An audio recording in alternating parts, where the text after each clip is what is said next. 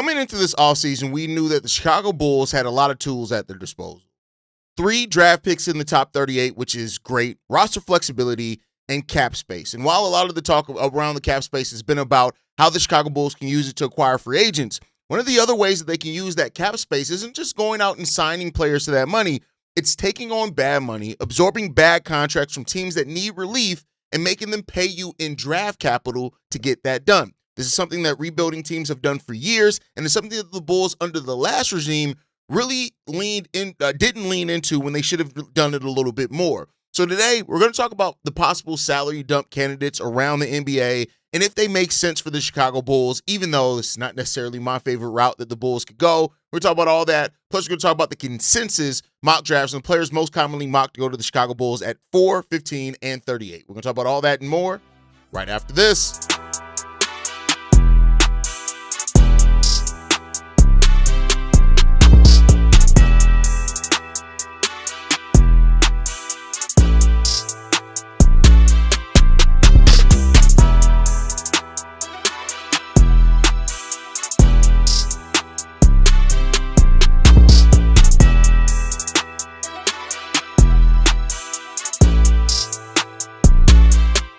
What's going on, Bulls fans? Welcome to another episode of Chicago Bulls Central, your number one spot for everything Chicago Bulls related. I'm the host there, Haize, but more importantly, you guys can follow the channel at Bulls Central Pod on every social media platform we happen to be on. With that said, also make sure you guys hit that subscribe. I'm trying to get to 50,000 subscribers before the start of the season, which is a lofty goal, but I say, hey, set the sights high. But looking at the analytics, about 40% of you guys are not subscribed that watch the channel every single day. Hit that subscribe button. Lock in with us. Like I said, because we post every day, a lot of people think that they're subscribed when they may not be. So go ahead and hit that subscribe button, help the channel grow. With that said, let's get into the content. So one of my least favorite options for the Chicago Bulls to do this all season is taking on bad money. And not because I think that it's a bad strategy. We've seen how it works, but it's very rare that the payoff for that comes immediately. Right now, it can. For example, the Golden State Warriors are a team that could be looking to dump off Jimmy Butler's contract. You can maybe swap 15 and 11,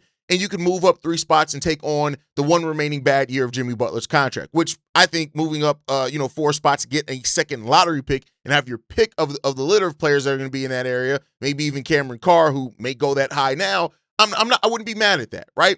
But in a lot of these cases, when you look at dumping off salary, usually the picks are far out because a lot of times those teams have already traded so many of their picks to where that they don't have the immediate picks. So you could be looking at picks that may not convey into 2030, 2031 in the cases of some of these teams. And so because of that, it puts you in a spot where you're just like, okay, well, hey, we it may not be the best thing for us. Or, the opposite view of that is, hey, you never know what the state of those teams are going to be. So a team, that doesn't have a pick till 2031. If their rebuild efforts don't, or if they're a team that's trying to contend now, they're probably not going to be contending again in 5 years, and they could be starting a reset, which then you get the benefit of a pick, right? I mean, you look at the Bulls now. We have the 15th overall pick from a trade that from one of AK's first moves made, right? Not the first move, one of the first trades that he did make and that pick came back and paid off 4 years later, and now look at it. It's paying off in a deep draft. So there are times and opportunities where this does work out. And so I'm not going to act like it's just all bad, because it's not, right? And this literally could help in the future. And who's to say that if the Bulls picks at 4 and 15 work this year, they pair with Modest, SK turns into something, maybe the Bulls are a playoff team by 2030, 2031. And at that, well, they better be by then. God damn it. I'm not covering another 4 years of no playoff victories. But with that said, hopefully by then, and then you get you could be a team that has a lottery pick, and you shouldn't have that based off where your own pick is. So there's a lot of reason why this works, and a lot of reason why Bryson Graham could look at this and say, all right, this is the route that we want to go. This is the route that we feel like it's best. And so there's that part of it. You don't always have cap space. And with the Bulls, Modest Buzelis needs extension in a couple of years, all those type of things. Getting some future draft capital to stack those assets could be there, right? So the Bulls cap space could very well be a cheat code in their rebuild, right? And that's just regardless of the Bulls have a clean cap sheet right now. Only 9 players under contract going into next season. Josh Giddey's the currently highest paid player at $25 million, which When you look around the NBA and how many teams have $50 million contracts, that's not much at all, right?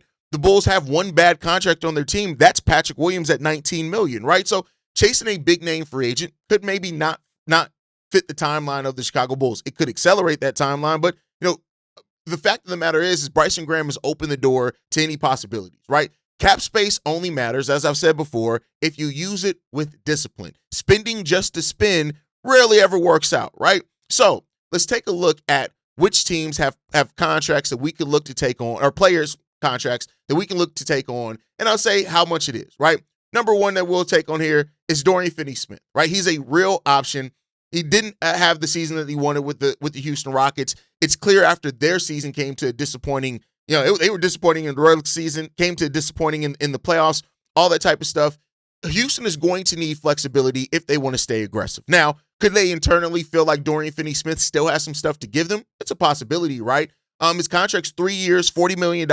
It's only guaranteed through the end of next season, though. So there you go in regards to that one. The Bulls could also help revamp his value and then flip him later down because Dorian Finney-Smith is one of those players that, when he's playing well, playoff teams could be interested in. So if the Bulls take him this offseason, we have so many minutes that are open. Let's say he does have a bounce back year and looks good. He could be a player that's turned around and flipped at the trade deadline. So that's a possibility for that as well, right?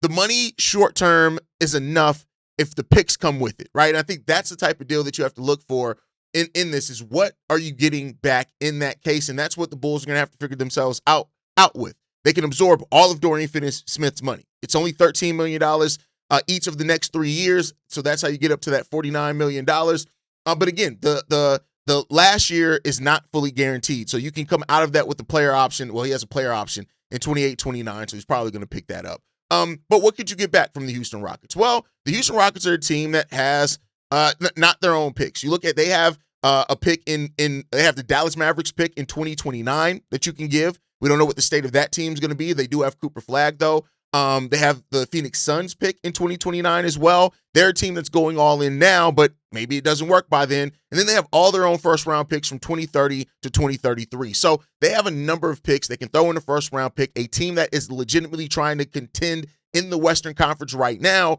they have the picks that you can go. And I'm not taking anything if it's not a first-round pick. Now, you can make it a protected first-round pick, but with 3 years and a player option on that deal, if it's not a first-round pick, I don't know if I'm picking up the phone. Now, AK, if this was still AK running, he'll probably take 5 second-round picks to get it done. But to me, I think you have to do more than that. I think it has to be a first-round pick for the years that are on that contract. If it was just 1 year, okay, maybe you can get away with it being a second, a couple of second-round picks. But 3 years of that deal, no, I need a first-round pick in that. Like I said, I'm willing to take a top 10 protected, a lottery protected pick, but it has to be a first-round pick back in that one.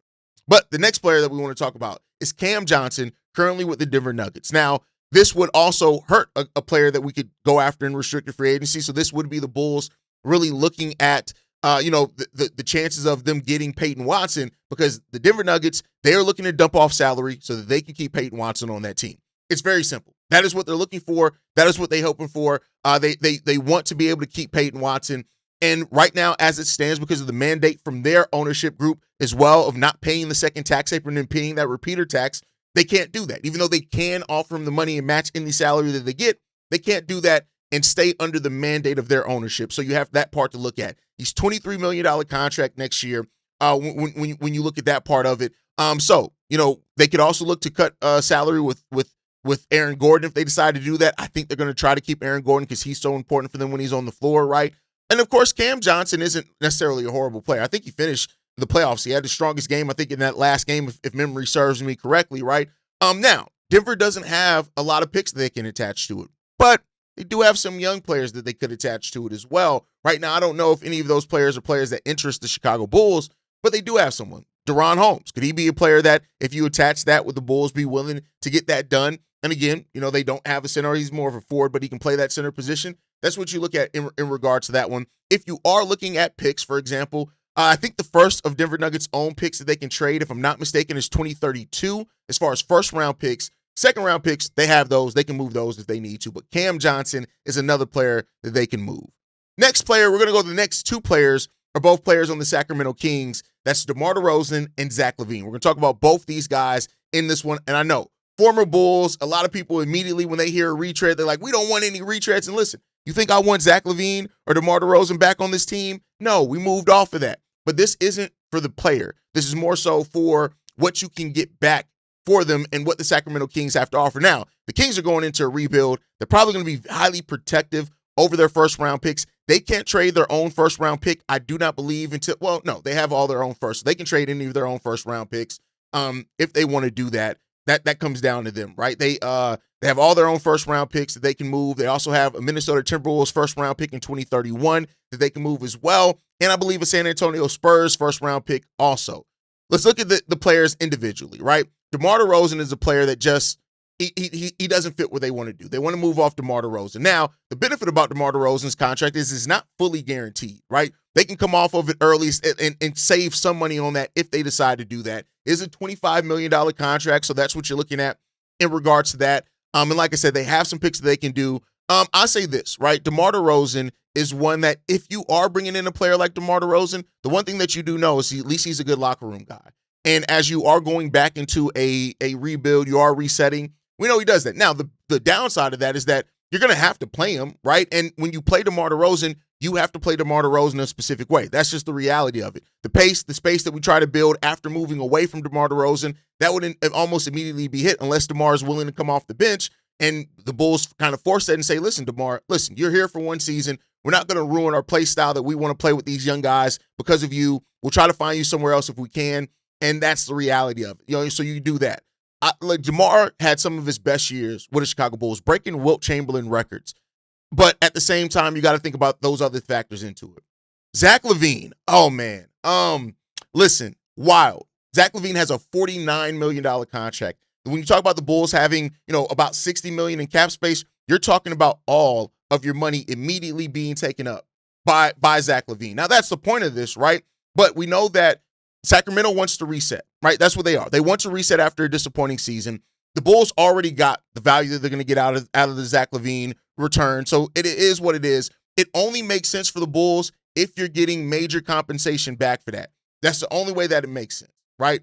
And so when you look at those first-round picks that the Sacramento Kings have to offer, they're probably going to push that off because they're not going to be good. So they may not want to trade it until 2031, 2032, something like that, or the Minnesota pick in there. But you're going to have to come off some major haul if you want the Chicago Bulls to take back Zach LaVine, at least in my personal opinion. This is, again, these moves are not because you're enticed by the player.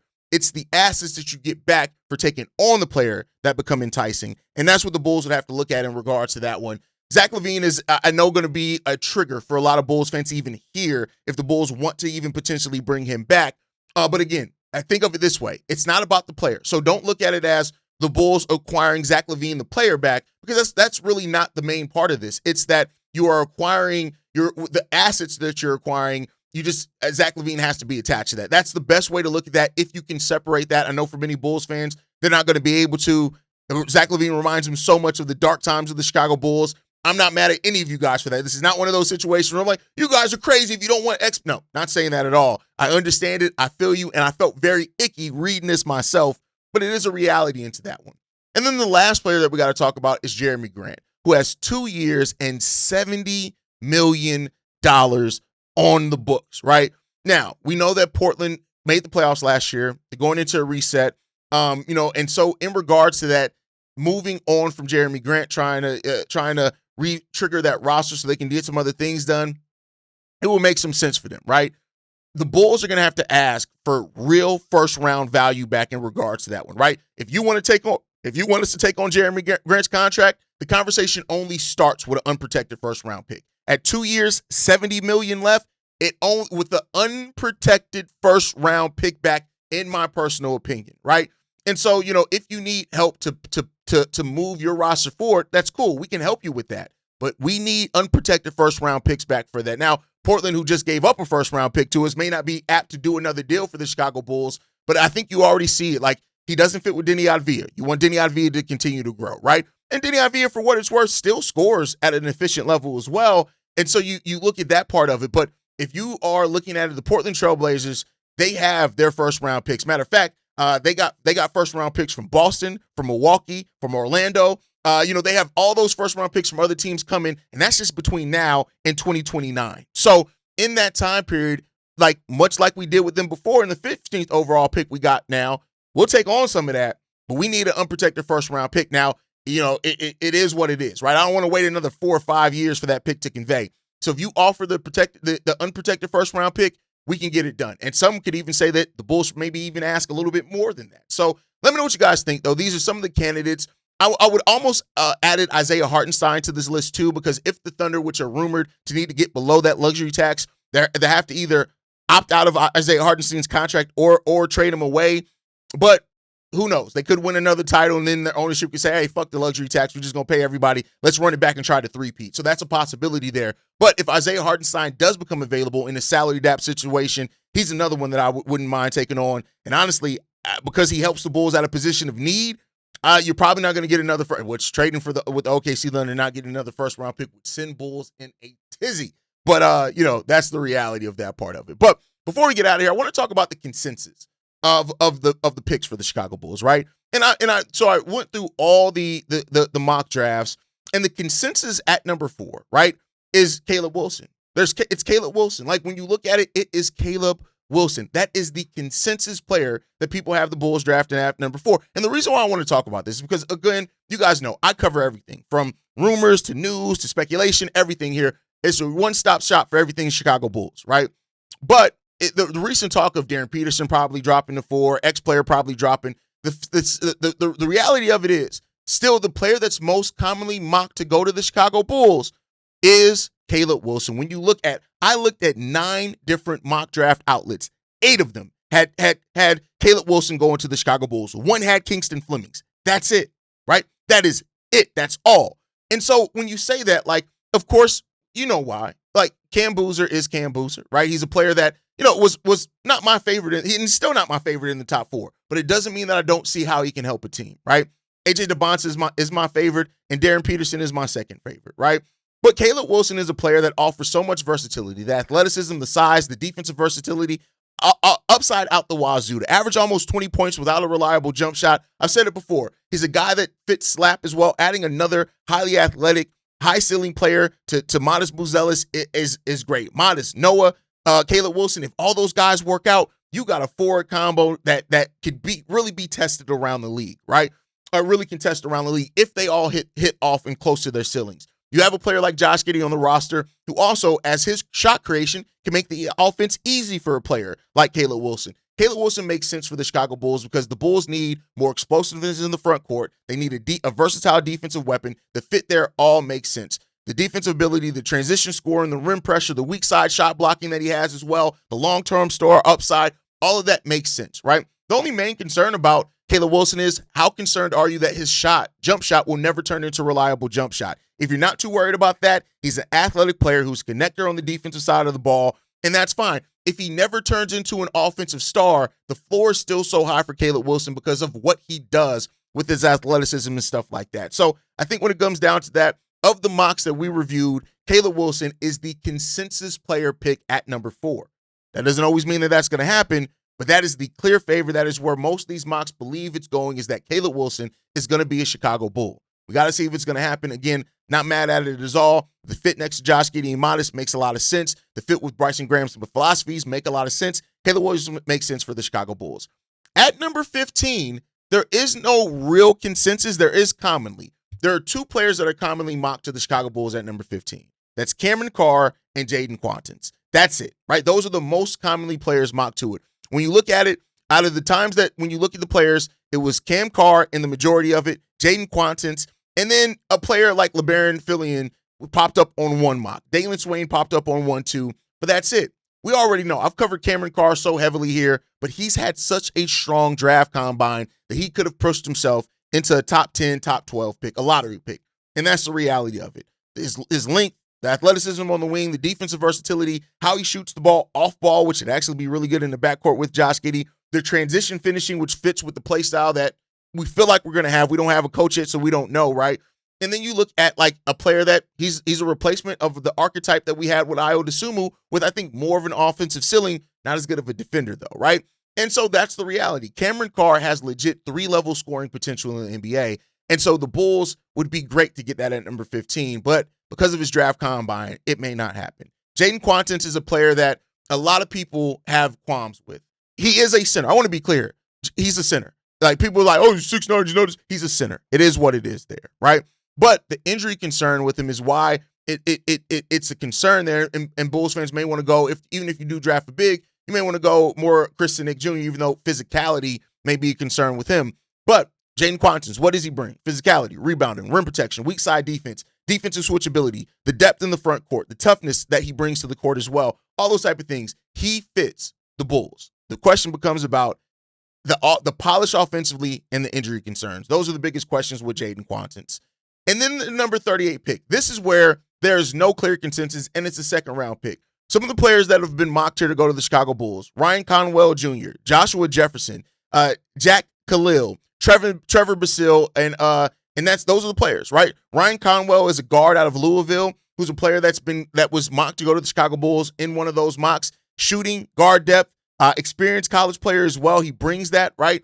And sometimes when you look at pick number 38, you want a player that has a defined NBA skill.